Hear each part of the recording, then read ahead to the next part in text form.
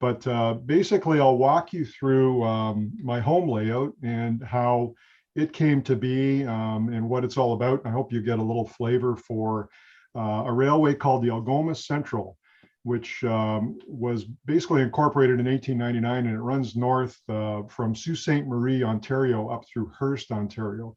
So I chose to model that railway many years ago, actually, prior to owning ITLA scale models. And you're going to see that there's a distinct difference between modeling Northern Ontario and modeling downtown cities and back alleys and stuff like that. But I have a love for both of those types of venues. So I guess I'm lucky enough to enjoy them both at this point.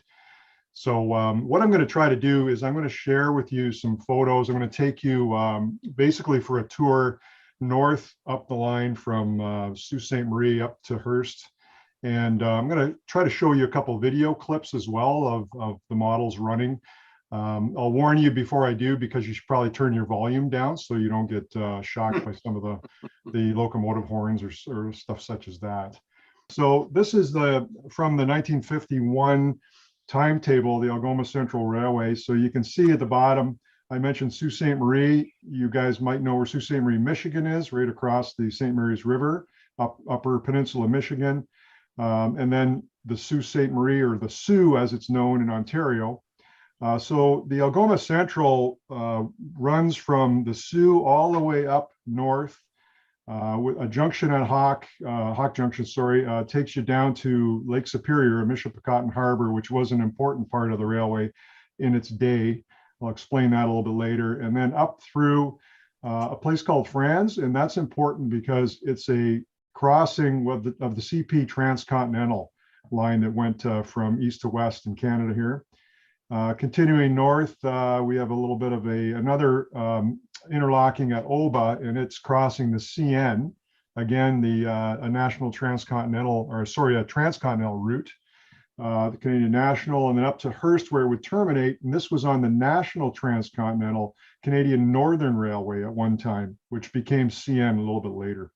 So long story short, a lot of this is important to what I was modeling or am modeling in my basement. So basically, I selectively compressed this route and tried to imitate the traffic flow as well that occurred on this railway, mostly a resource railway, pulpwood moving southbound or coming southbound from the Michipicoten Range here down into the Steelton steel mill down here in Sault Ste. Marie. There was also coal and fuel oil that came in off of the ships at the docks at Michipicoten, and that got routed up to the CN, and it went out not only for locomotive coal, but also to fire some of the paper mills up there too in the Temiskaming region up around Hearst, east and west. So a lot of history in this area, kind of a neat road.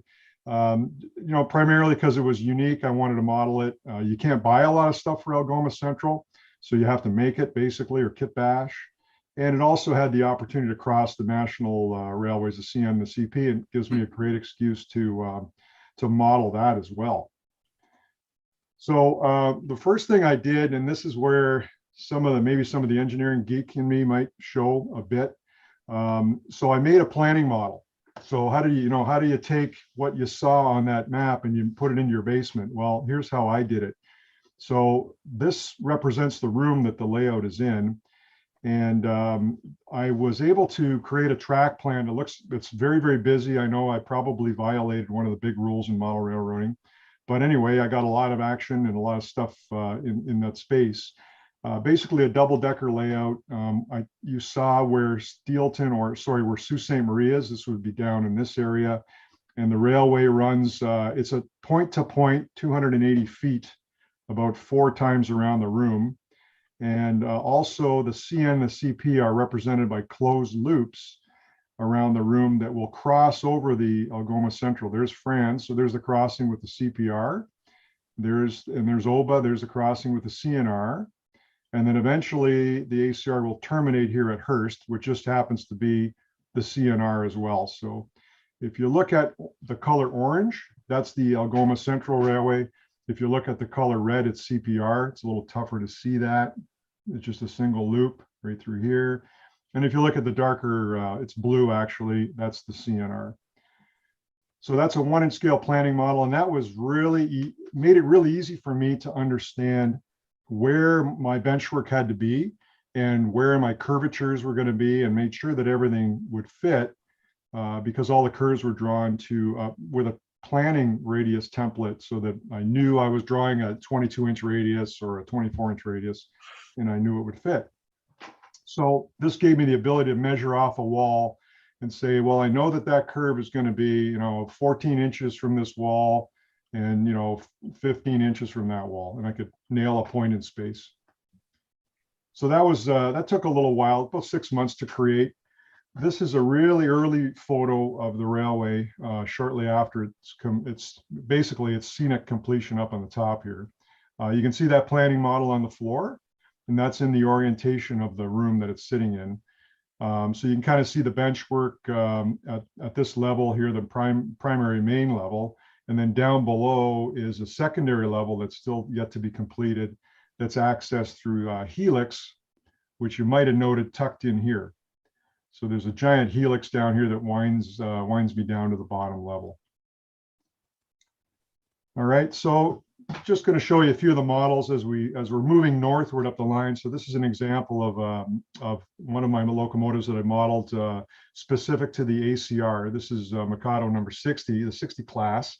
And the ACR was a neat railway in the sense that they were basically, they weren't very rich, so they had to pick up secondhand equipment. So this series of locomotives came off the Wabash. I don't know if I'm pronouncing that correctly or not, the Wabash or Wabash. So they modified it according to what they needed up north, the ACR that is. So this is a brass model that I modified to match the photos and the prints that I had on hand. So this is an Akane or a cane, old brass Mikado with Loke sound in it. And I put all the appliances on that were specific to this locomotive that the ACR ran. Fixed up the coal box. This is some brass modification in here that I had to do to give it a clear vision tender, which was common for the ACR. You can see some of the pulpwood. This is staple traffic on the ACR in the day, and they would cart it on flat cars, basically 40-footers with wooden racks. They got beat up quite a bit, but kind of a neat opportunity to model this. This is just real maple that I picked up out in the yard and have been sawing into little pieces for years now.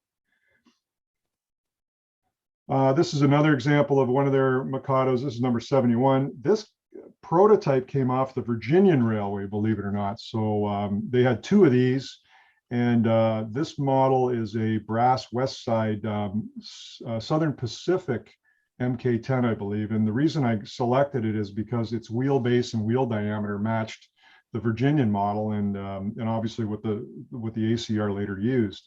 So this required a bunch of work to it as well to make it look a little more ACR specific, including modifications on the tender. They did not run these very long. Apparently they were voracious coal eaters and required, as the story goes, it required 2 firemen to keep this thing going down the line. Just a little bit of a shot in the yard. This is a switcher number 19. So the ACR had 2 little 060s that stayed in Steelton or down in Sault Ste. Marie and moved all their yard traffic around the steel mill and around their own yard. I custom printed decals. This is stuff you can't buy. The steam locomotives had a yellow lettering here, and the freight locomotives were in white. Or sorry, the freight cars were in white. Just as a small aside.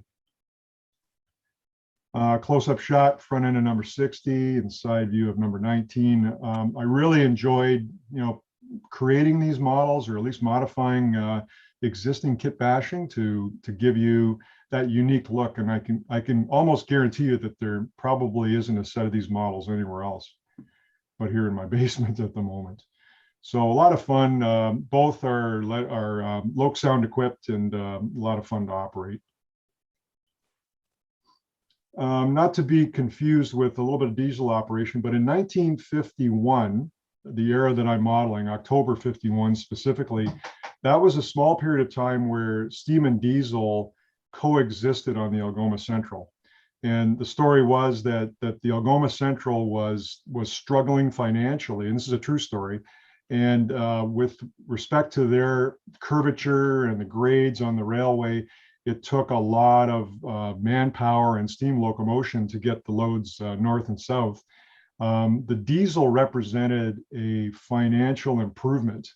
And when they tested the diesels early, and probably in 1950, I think they tested that F unit set.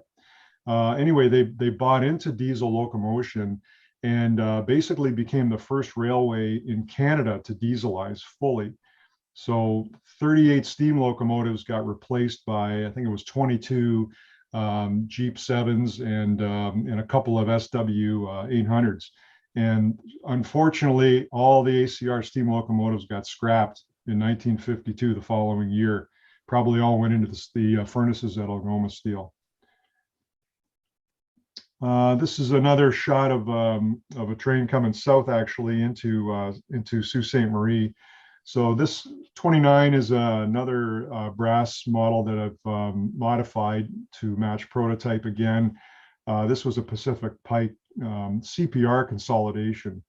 And I've modified that obviously with the correct ACR appliances. And again, the tender chop there to give you that clear vision rearward. You can see some of the cars starting to appear in the pictures. And a lot of these are all specifics off the roster that I've modeled. And I'll explain a bit of that later. So anyway, that's, you can see I've touched up the photo a bit too. That's not, I wish that was what's actually happening in my basement, but it's not. Steam and the smoke is added in. Montreal River Bridge. I'll quickly show you this. If you've ever heard of the Algoma Central, this is the image you've probably seen, something like this. This is Montreal River Trestle or Bridge. So it is a very unique bridge that was built, first built without the power dam, and the power dam was poured around the base of that bridge shortly after, I would guess around I think it was 1917 or 1918, something in that era, that the dam was put in place for hydroelectric service, obviously. But this is a very famous bridge up that railway. So of course I'm trying to recreate it in my basement for the purpose of the obvious importance to the railway.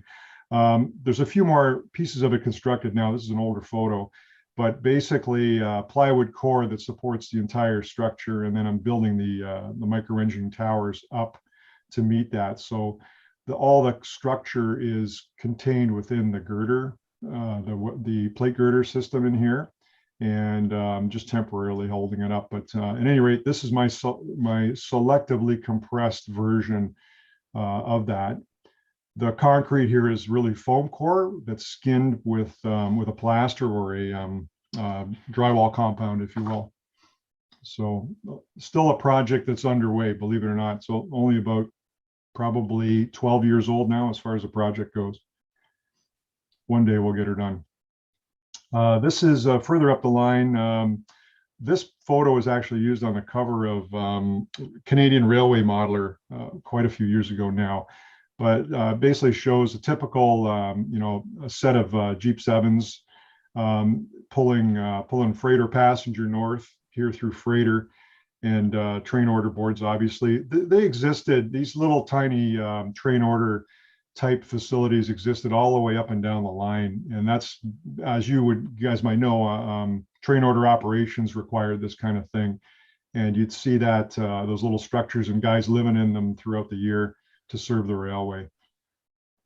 Kind of interesting function, I guess.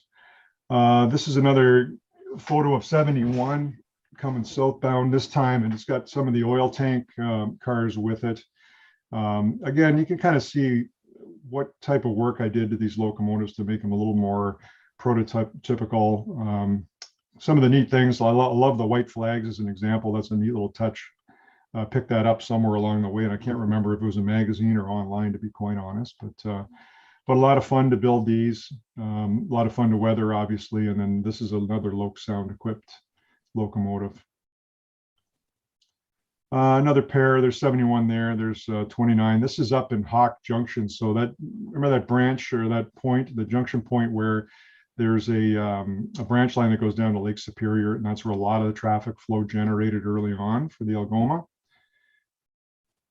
And just a little close-up shot of the engine house, selectively compressed. This was, luckily I was able to get the plans from a lot of the buildings and a lot of locomotive plans and roundhouse plans from the railway itself. So I was able to scale some of the structures properly, if you will, although selectively compressed. This was a 6-stall engine house at Hawk Junction in its day, but I only had room to model the 3 stalls.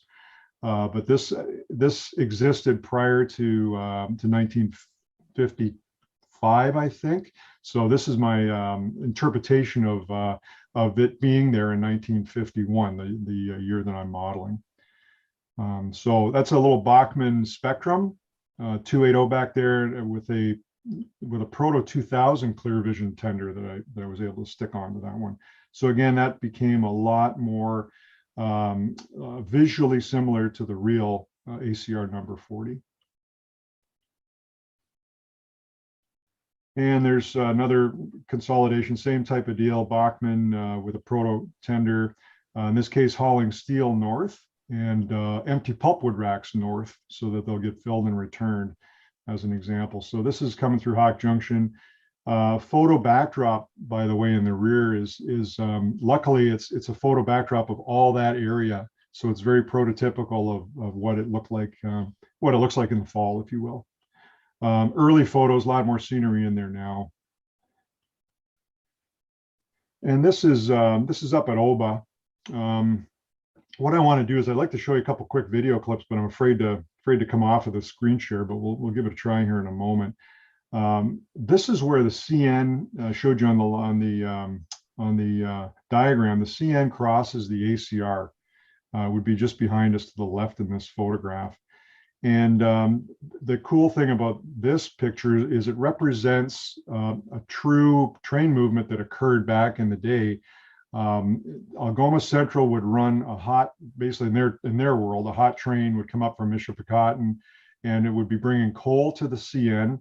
And behind all this, you'd see some steel loads as well. So fresh steel loads out of Algoma Steel down in the Sioux. And the CN would run a caboose hop and to Oba and basically try to pick this train up, especially in the wintertime while the journals were hot. Because if the journals froze, it was too hard to get the train restarted. So their goal was to try to make a hot transfer, if you will, to keep the journals from freezing back in the day in the wintertime. So kind of a neat little tidbit. These are things you learn when you read all that, the volumes of material that are out there. This is an overview of some of the equipment on the ACR being unique. And again, I mentioned I try to model a little bit of it to replicate that specific stuff on the roster. Pulpwood cars, this was the early version with a rack that had a set of boards up top that try to hold it all together. I'm guessing that didn't work so well, so they ended up with just end racks, just like you can see over here in this photograph, in part of the photograph. The snow plow, they had 2 snow plows, one north end plow, one south end plow. They're both represented. The caboose, this color scheme and style, 3-window caboose, predated the ones you would have seen in the photographs that you might be familiar with from the 70s and 80s. So this backdated the railway again where I wanted it to be. You can see some steel loads that are outbound. You can see some empty gondolas that are coming in. Some have some scrap in them that in theory would have been delivered to the blast furnace. Lots of outside brace boxcars on the ACR, which I personally love. These are AccuRail cars. I love these guys. They were there. They served the railway for a variety of commodities, but primarily they were shipped from Sault Ste. Marie with paper newsprint in them. So a lot of the pulp that came down from the woods up north became newsprint in Sault Ste. Marie, and then it went back out. And from what I understand, it was used in the New York Times as an example, and many of the big newspapers in the U.S. So those cars would cross over the border at Sault Ste. Marie. You see a couple little ore jennies in there. Those were the early wooden ore cars, which later were changed out, and they used steel hoppers, the two-bay steel hoppers they got from the Virginian and from the Norfolk and Western. So you'll see those floating around on my layout as well. Very prototypical of what they did. And the ACR had one lonely steel boxcar, which was kind of an anomaly. And this is it. This is a Sylvan model, actually. It's an accurate model of that car, but a one of, which is something every Algoma modeler would probably want to have. The rest of the stuff is bridge traffic, which would have been north and south on the ACR crossing, of course, at Sault Ste. Marie, and then east and west on CP or CN as build. So that's kind of one of the things I love to do, is to recreate the actual from the roster, the actual cars plus the traffic that they would, the flow that they would represent in commodities. Shot of the two plows down in the Steelton yard, in theory in the fall, getting ready for deployment to service in the winter. There's the one and only on company service reefer that they had. And this is an AccuRail car, lettered with the standard decals. These are CDS decals that I don't even think you can find anymore, but they had that car that serviced obviously the railway. A lot of those section houses that I mentioned where the guys were stationed, this is how they would get all their groceries and stuff eventually up and down the line. So kind of a neat little history. You kind of get a flavor for how that railway operated. And then this is an example of the CP crossing at Franz. And this would be this, in my case, I'm calling this the CPR Dominion, the transcontinental passenger train would be crossing through the ACR here. Red boards are fairly prototypical of what's up there still to this day at that junction point. Same shot, same place. This time the ACR train is crossing the diamond, and the guy, you can see the guy hooping the orders to the conductor in the caboose. A lot of these little signs like this I made myself actually many years ago, just the flanger signs that were prototypical of CPCN and the AC as well, ACR. And many of you who know about ITLA or know what we produce might ask yourself, in all those previous photos, you haven't seen any ITLA stuff, and that's because that part of the layout really predated my ownership of the company. And this is kind of the other side of the layout that we're using as basically where, the place where we'll put a lot of our ITLA product for test and for display, et cetera. So some of the stuff pictured in here is currently available. This is actually the Southside Hotel that's currently on our website. And at that time, before it was launched, one of the names I was playing with was St. Thomas Hotel. Didn't have quite the ring that I was after. So we renamed it and launched the kit. Some of this stuff is just prototype building that we're experimenting with at the time, as you search for something that's unique and something you think that will appeal. These kits back in here, these are my modular walls that we offer today, and they're a fun kit. We'll talk about that a little bit later, but each of these wall panels is a kit unto itself, and this is just an example of grouping them together and enjoying how they can be used to create your own signature structure.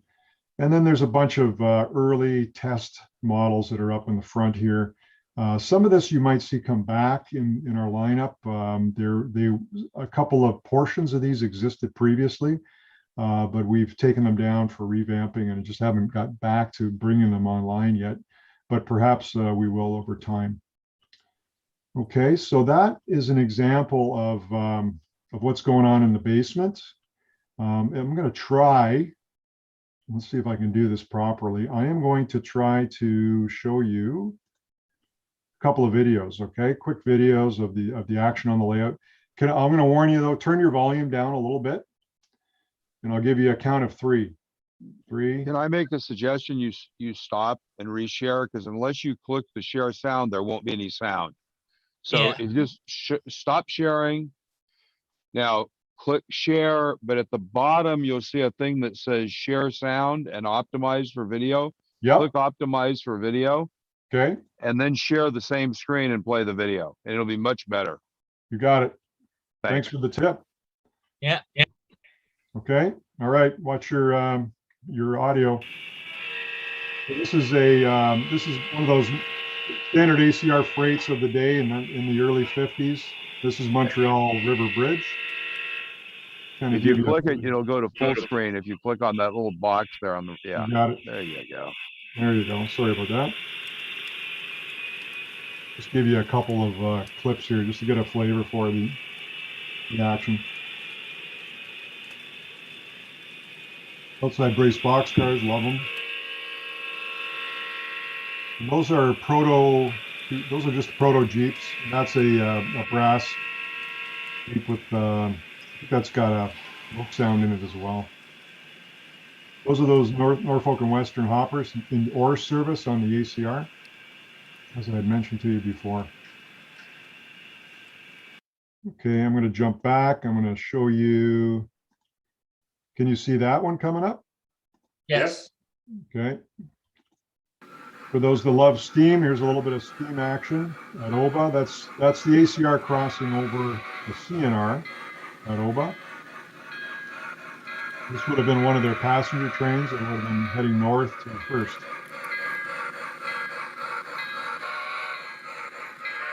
The troop kitchen car is an interesting thing, and it's not another project that's incomplete. The ACR bought a bunch of those and they used them as head-end baggage cars. Some old LaBelle cars. Prototypical for ACR. And then one more for you guys. This is again going to be Oba, and this is the CN, again crossing over the ACR, which is here in the foreground.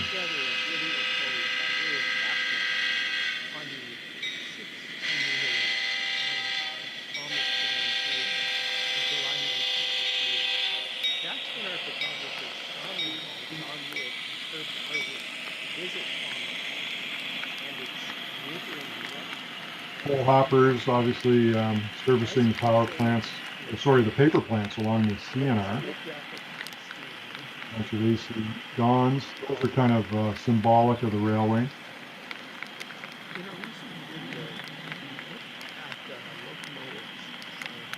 Pipes and steel. This is all typical of the traffic that would have been transversing northern Ontario in the day. H&B cars, Rick mentioned TH&B earlier in his presentation. So that kind of gives you a flavor, I hope, of what we offer. Or sorry, what's down in the basement. Hang on one sec.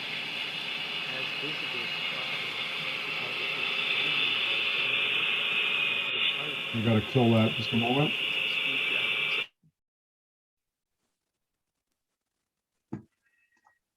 Okay, let me just get that out of the way.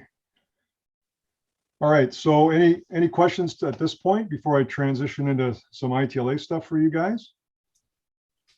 It's not a question, Nick, but one thing I really admire is you don't leave any of the hooks on your couplers, and I think it makes such a big difference, especially with something that's as super detailed as your layout. And it's just every image is beautiful.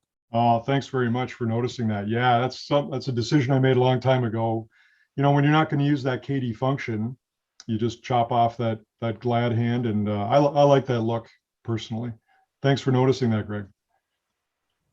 That's good. And of actually seeing Nick's layout up close and personal, it's as nice as it looks. Hey, Brian, good to see you. Good to see you. I have to say, Nick, you have some beautiful super elevation on that layout on the bridge there. Yeah, thank you. I'm glad you picked that out. That bridge is, and that's prototypical to the drawings on that bridge. There's a super elevation, and there's actually a grade on that bridge as well. Wow. So I modeled them both, which is very nice. Crazy, but hey, part of the fun, right? Yeah, absolutely. All right. So shall I carry on, guys? Any other questions on the layout or modeling? We can go back to it. Okay, so what I'm going to do is let's talk a little bit about ITLA. Tell me when you can see that. Can you see that screen? Nope. No, not yet. Wait a minute. Nothing. Yeah, hang on, hang on. You're probably seeing me right now, which you don't want to see. There, how's that? Yep. Yes. That's better.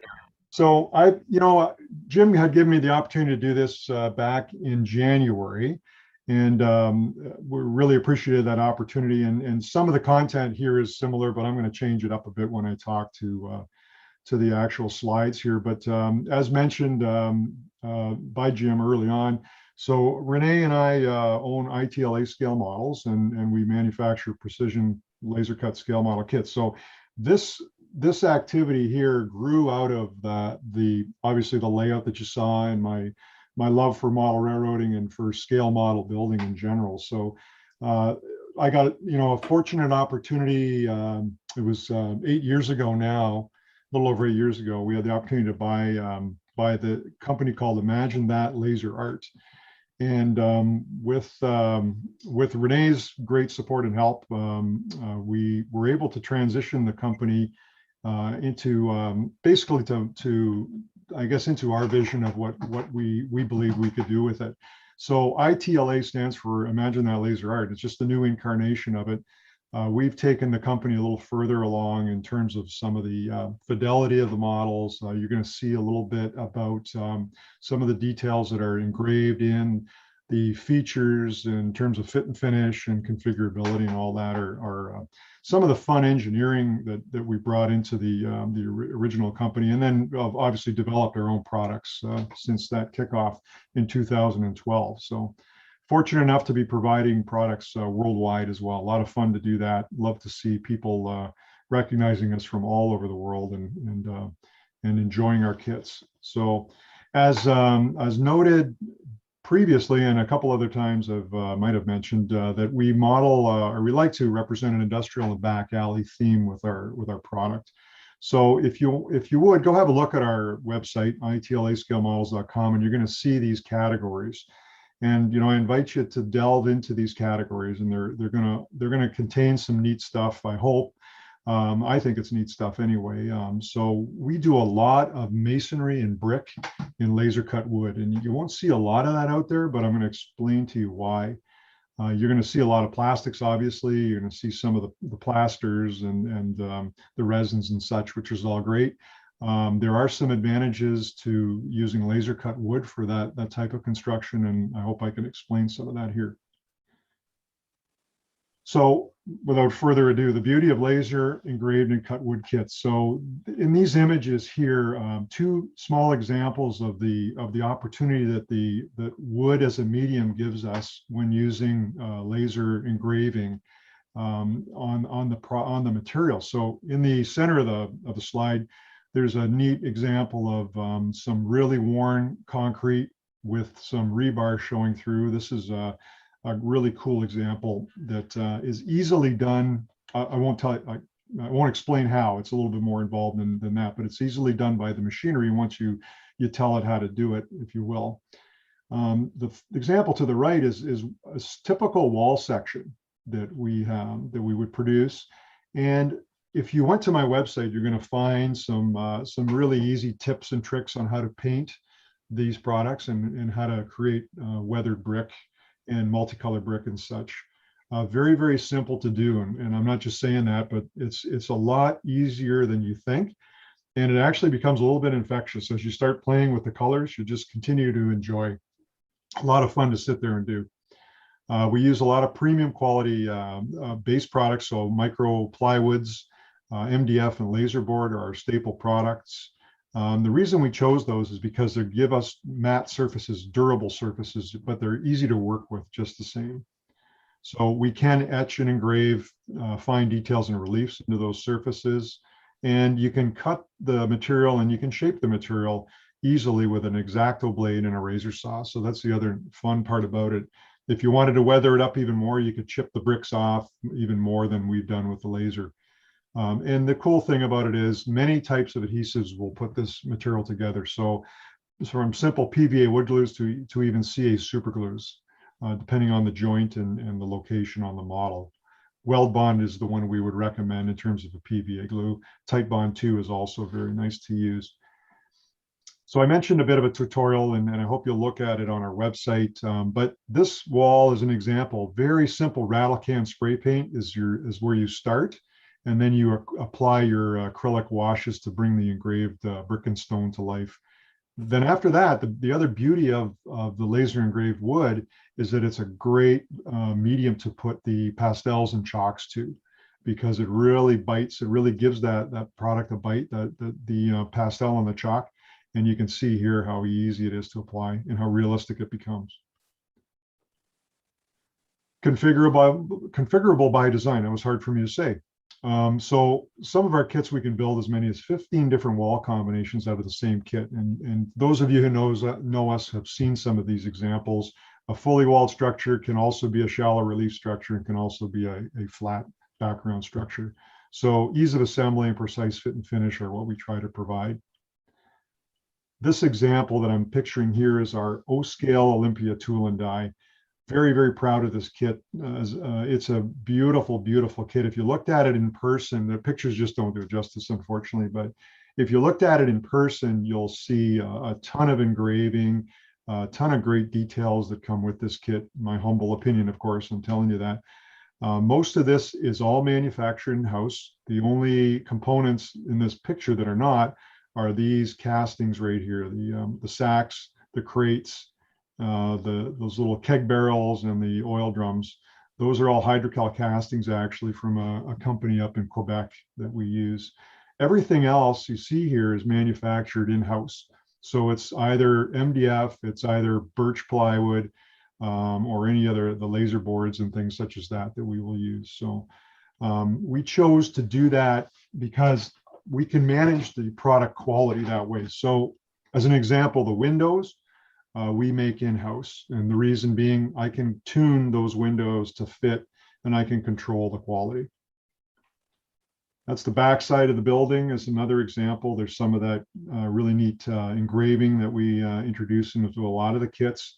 And you can see how the painting really can bring this stuff alive. And again, this isn't as complicated as it looks. It's just washes of acrylic paint over top of a base coat of spray. And all we need to do is layer that with some clear matte sprays along the way, and you can build yourself the depth of colors that will really replicate real life.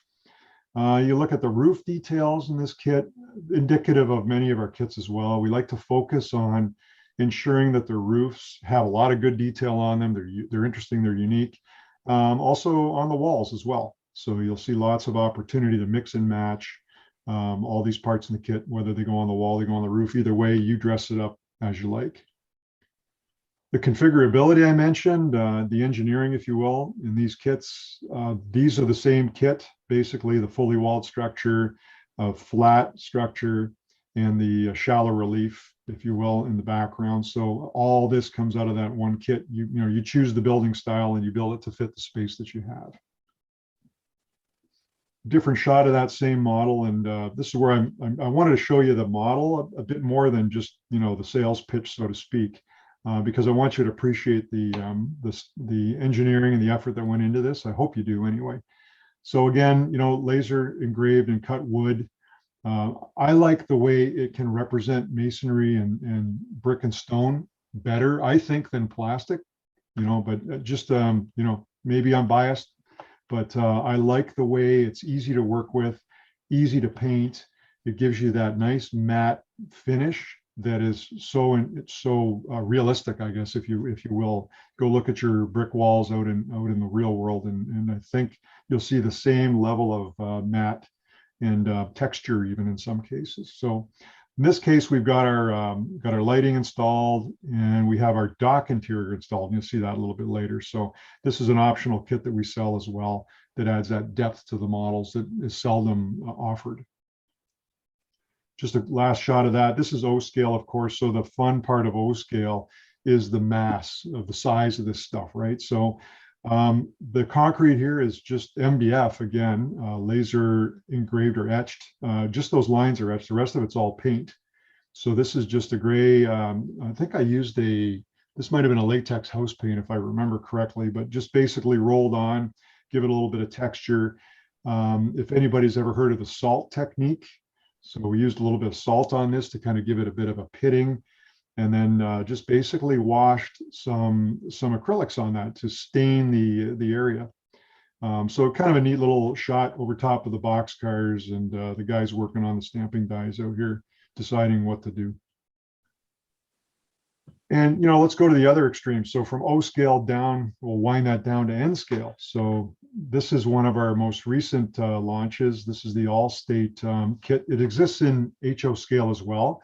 We took it down to N scale as an opportunity to a couple of reasons, actually. It was somewhat of a personal challenge in that I wanted to see how fine I could get our laser systems to produce or to cut parts.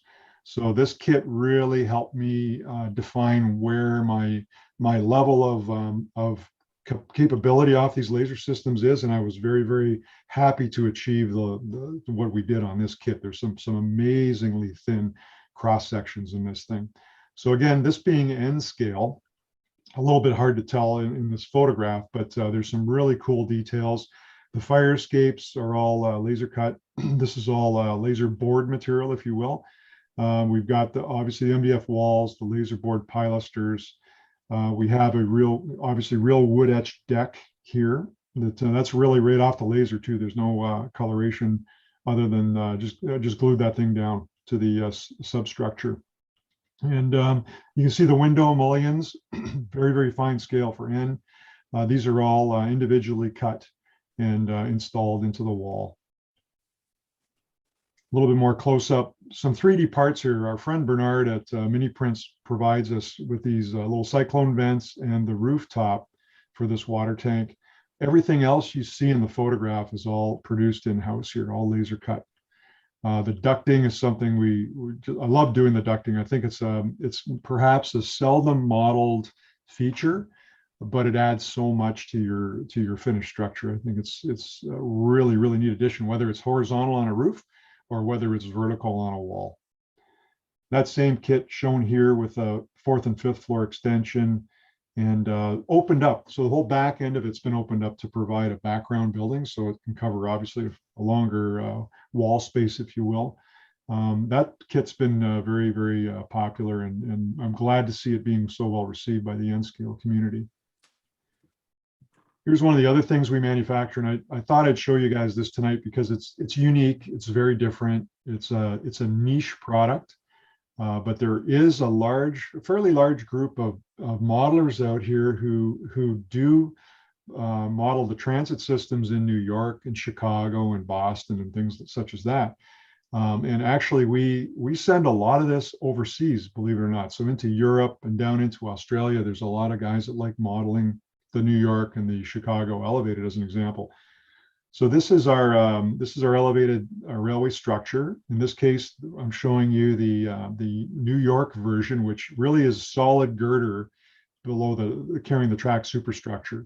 The Chicago version would be an open web truss, and in reality, they used both. But in general terms, New York was known for solid girder, Chicago for the open web truss.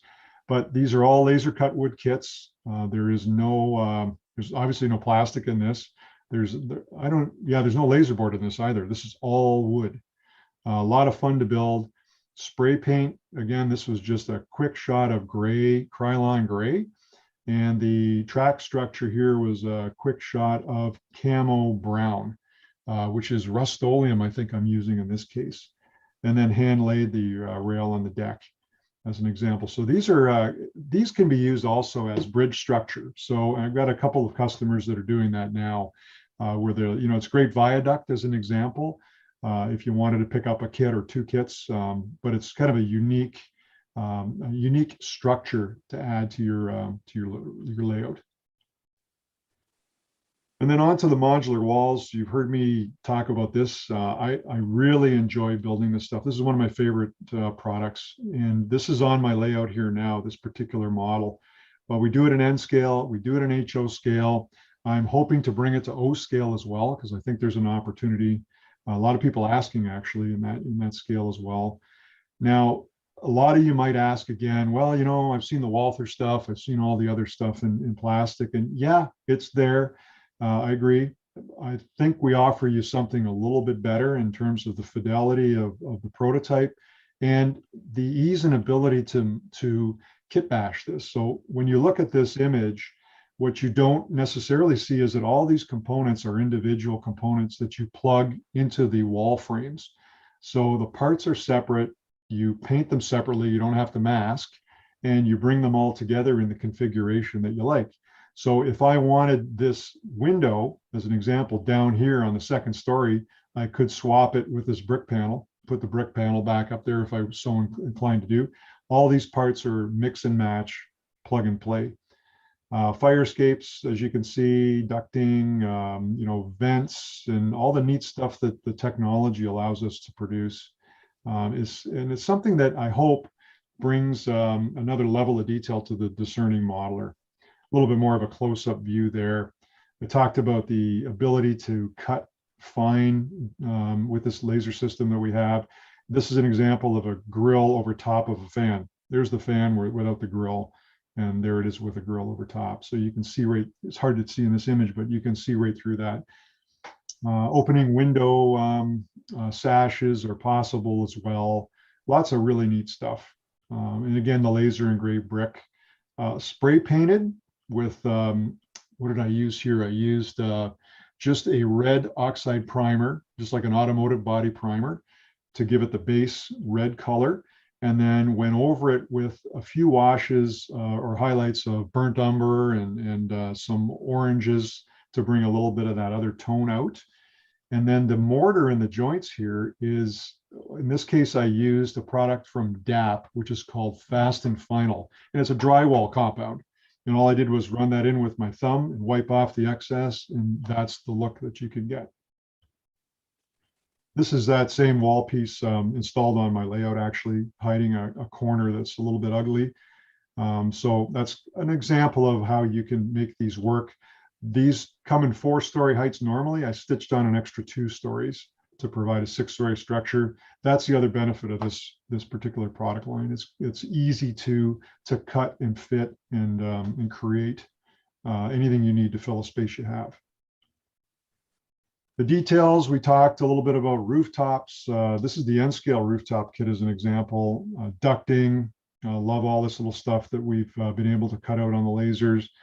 This little air conditioner unit, hard to see, but again, another set of those grills over top of fans, pallets, chimneys, our water tank, roof walkout, and then Bernard's cyclone vents as well, also part of that kit.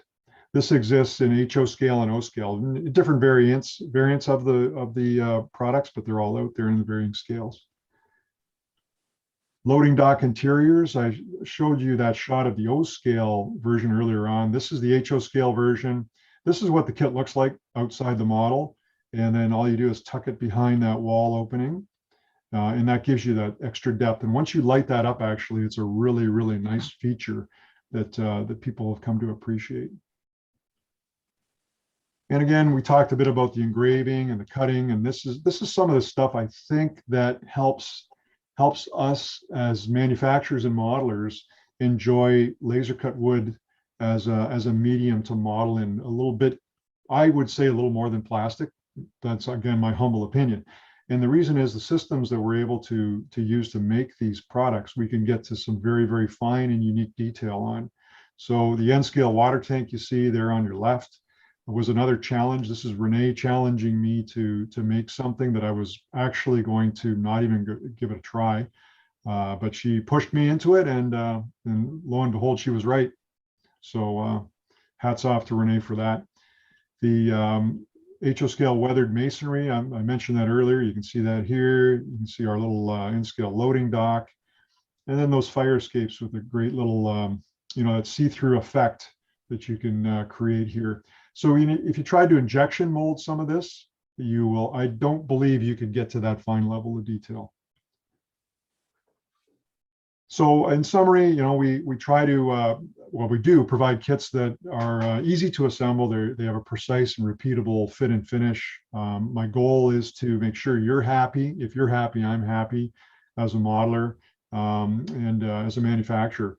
Minimal parts cleanup, easy to paint. So when I design a product, I'm honestly thinking about how can I build it, and how can I build it quickly, easily, and with a high degree of quality, right? So that's what I try to put in or engineer into these kits, and that's the thought process behind it. Tab and slot construction, configurability gives you the option to mix and match wall panels, create different shapes.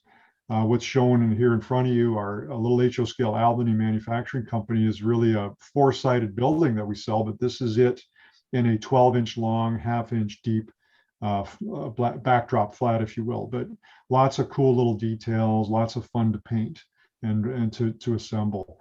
Off to the right is the N scale Allstate, the rear wall. You can see the duct work, you can see the fire escapes in our water tank as well. So it's a lot of fun. I hope you'll give us a look on our website, give us a try. Many of you have, and I appreciate the fact that you have. But again, Jim, I thank you for the opportunity to have the time here on your show and to talk a little bit about my modeling and my company. And I hope that was helpful for everyone.